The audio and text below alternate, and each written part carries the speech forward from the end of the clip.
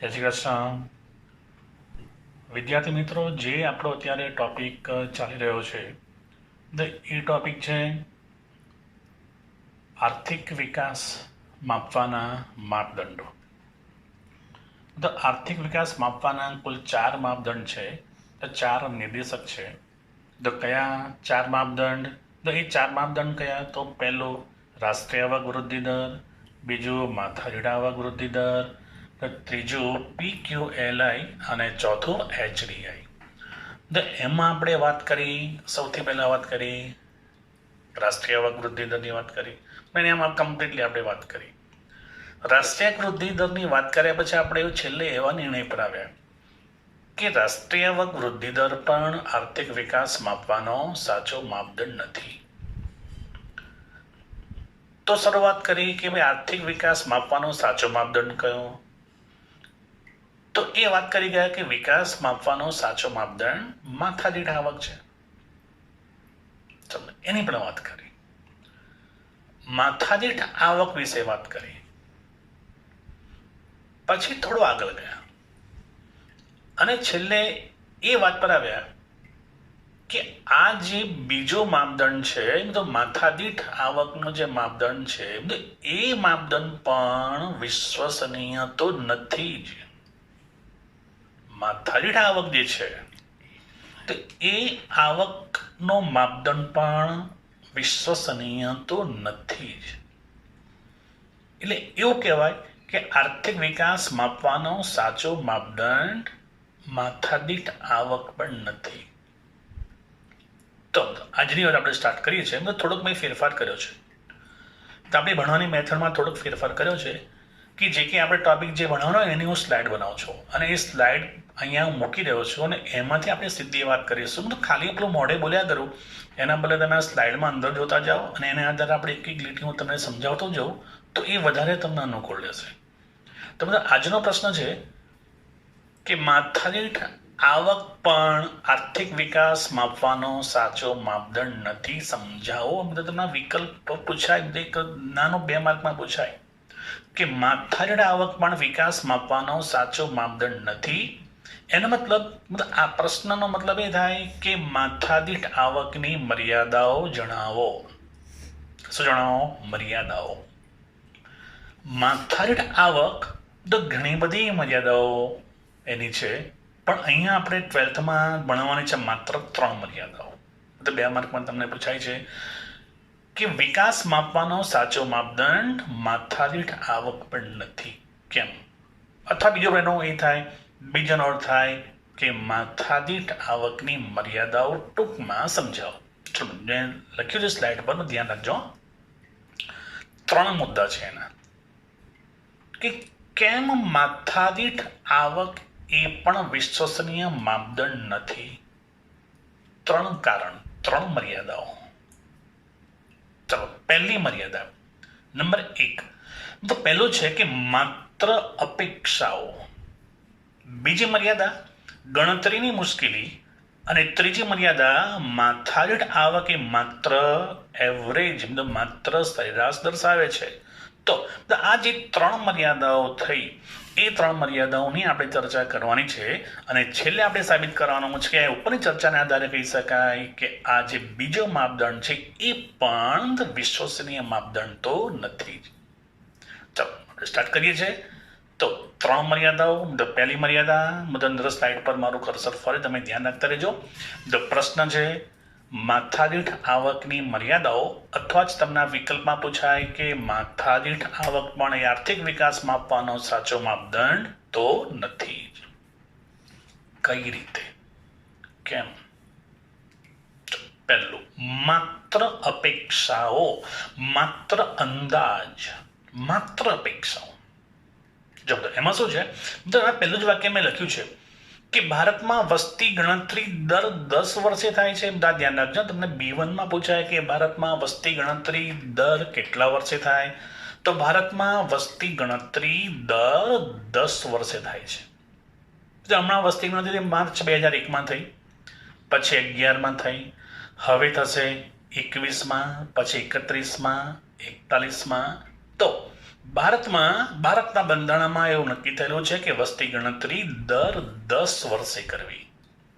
તો આ જ સૌથી મોટું આ એક પરિબળ બની ગયું છે કે જો વસ્તી ગણતરી દર 10 વર્ષે થાય તો બાકીના વર્ષોનું શું?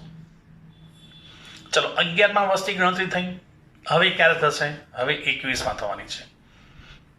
તો સાચી ગણતરી પણ સાચો આંકડો આપણને મળશે 21માં કે વસ્તી વધી કેટલી. પણ ખરેખર મિત્રો ભારતમાં તો વસ્તી દર વર્ષે વધતી જાય છે. 11માં વધશે, 12માં, 13માં, 14, 15, 16, 17, 18, 19, 20 અને ગણતરી થશે 21માં. તો પ્રશ્ન અહીંયા એ છે કે બાકીના, ચલો 11માં વસ્તી ગણતરી થઈ, બાકીના વર્ષોમાં ખબર કેવી રીતે પડે કે વસ્તી કેટલી વધી? તો બાકીના જે વર્ષો છે તો એમાં આપણને ખબર કેવી રીતે પડે વસ્તી કેટલી વધી? એ આપણને ખબર પડતી નથી.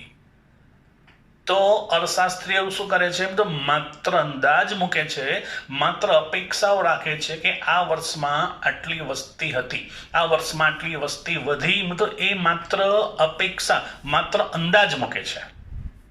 લખ્યું છે ને, જો બાકીના વર્ષોમાં વસ્તી વધવાનો માત્ર અંદાજ મુકાય છે. તો હવે વિચારો, વસ્તી વધારાનો માત્ર અંદાજ મુકાય તો એ આધારે જે આવક ગણાય, તો એ આવક, મને કહો, એ આવક વિશ્વસનીય આવશે ખરી? નહીં આવે. વસ્તી વધારાને આધારે જે માથાદીઠ આવકની આગળ કેલ્ક્યુલેશન થાય, તો શું એ વિશ્વસનીય હશે જ? ના. જો વસ્તી વધારાના માત્ર અંદાજ મુકાય તો એ આધારે જે આવક ગણીએ છીએ, એ આવક પણ માત્ર કેવી મળે છે? વસ્તીના આધારે આવક પણ માત્ર કેવી મળે છે? માત્ર અંદાજિત મળે છે. માત્ર અંદાજિત. હવે મને કહો, અંદાજિત પર કેપિટા ઇન્કમ આવી, અંદાજિત આવક આવી, તો શું એ અંદાજિત માત્ર કાલ્પનિક આવકને આધારે શું વિકાસ માપી શકાય?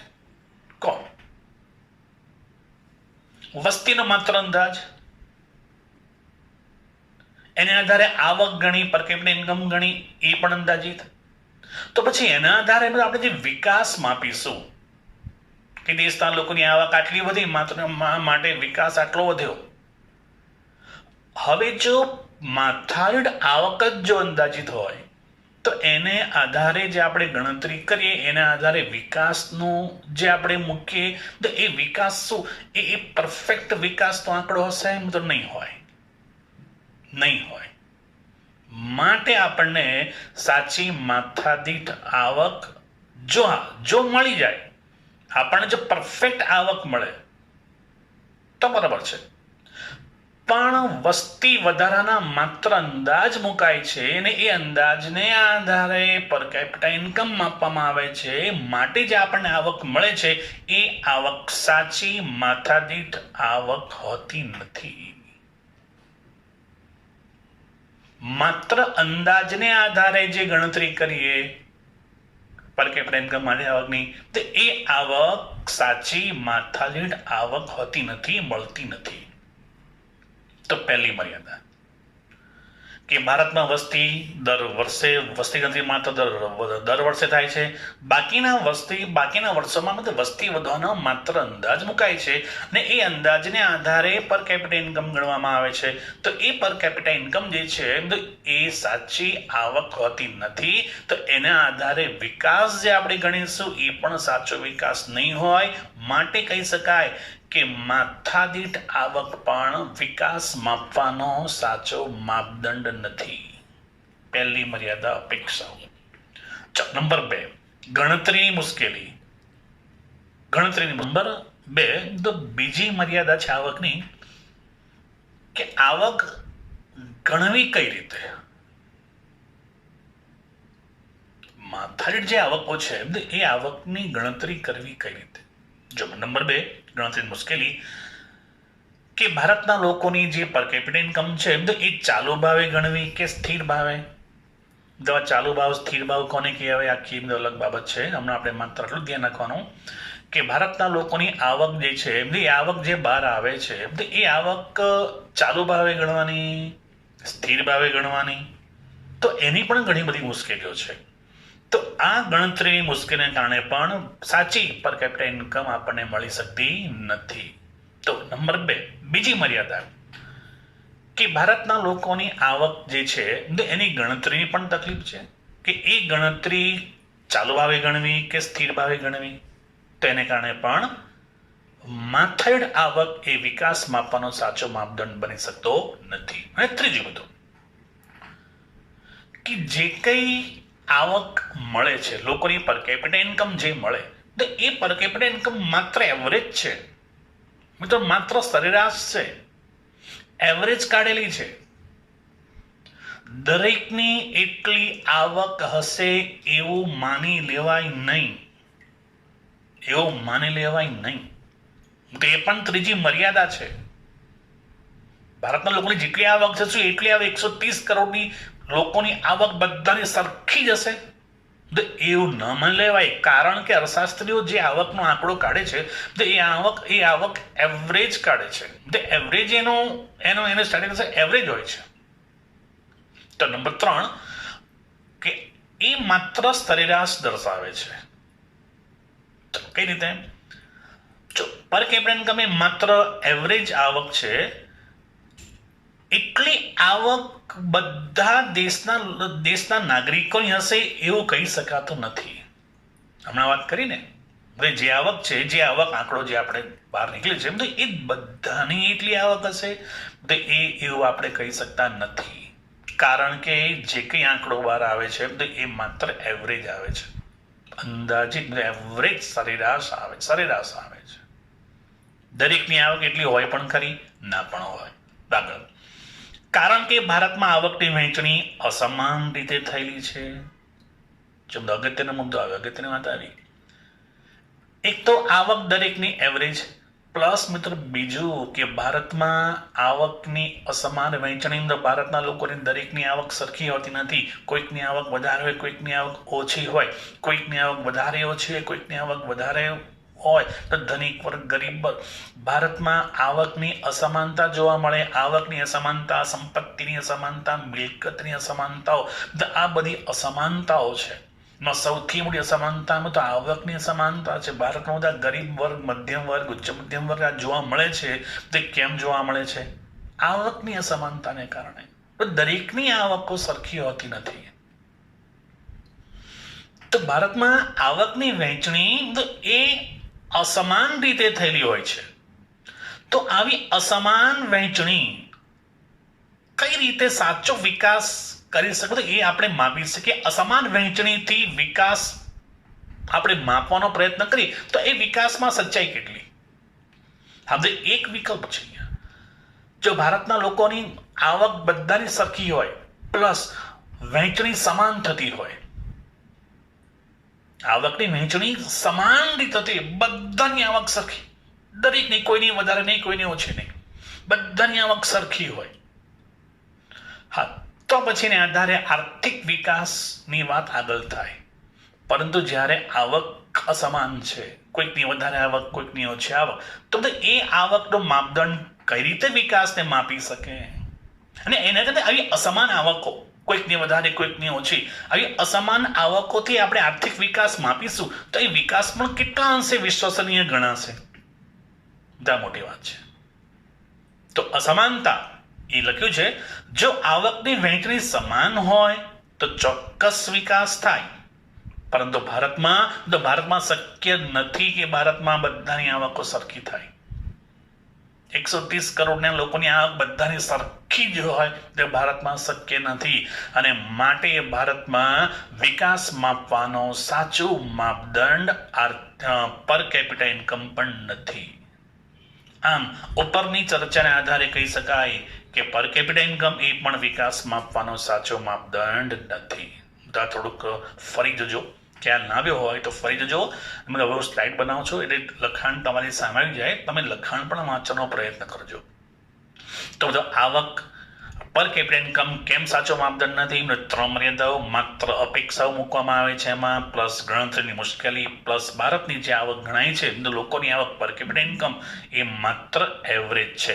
તો 3ને કારણે આર્થિક વિકાસ જે આપણે માપીએ છીએ તો એ આર્થિક વિકાસ પણ સત્ય સ્પષ્ટ હશે એવું કહી શકાતું નથી. અને માટે છેલ્લે આપણે કન્ક્લુઝન પર આવીએ છીએ કે માથાદીઠ આવક પણ આર્થિક વિકાસ માપવાનો સાચો માપદંડ નથી. ચલો હવે છેલ્લું વાક્ય બધું આજનું મારું. તો પછી વિકાસ માપવાનો સાચો માપદંડ કયો? તો વિકાસ માપવાનો બધો સાચો માપદંડ નંબર 3, જીવનનો ભૌતિક ગુણવત્તા આંક. ડેવિસ મોરિસે જે બધા આપણે એની સમજૂતી આપી છે કે વિકાસ માપવાનો સાચો માપદંડ રાષ્ટ્રીય વૃદ્ધિ દર પણ નથી, પર કેપિટા ઇન્કમ પણ નથી, પણ આર્થિક વિકાસ માપવાનો સાચો માપદંડ PQLI, physical quality of life index છે. તો કઈ રીતે? તો આપણે એની વાત કરીશું મિત્રો આવતીકાલે. તો એ પણ પ્રશ્ન આપણે હું તમને કઈ સારી રીતે આપણે લખાણ તો સ્લાઇડ બનીને આપણે ચર્ચા કરીશું, એટલે તમને પણ અંદર વાંચી શકો, તમારે કંઈક નોટમાં લખવું હોય તો તમે લખી શકો. તો આવતીકાલે આપણે વાત કરીશું જીવનનો ભૌતિક ગુણવત્તા આંક એટલે શું. તો એ પહેલા થોડોક નાનો પ્રશ્ન આવે છે કે જીવનની ભૌતિક ગુણવત્તા કોને કહેવાય? તો હવે થોડુંક ટોપિક બદલાય છે નંબર 3 ઉપર કે જીવનની ભૌતિક ગુણવત્તા એટલે શું, અને એ ભૌતિક ગુણવત્તાને આધારે એ ભૌતિક ગુણવત્તામાં કઈ કઈ બાબતોનો સમાવેશ થાય તે વાત કરીશું આપણે આવતીકાલ. બધાને જય શ્રી કૃષ્ણ. દારી તો જોતા રહેજો, સમજતા રહેજો, વાંચતા રહેજો. જય શ્રી કૃષ્ણ બધાને. જય શ્રી કૃષ્ણ.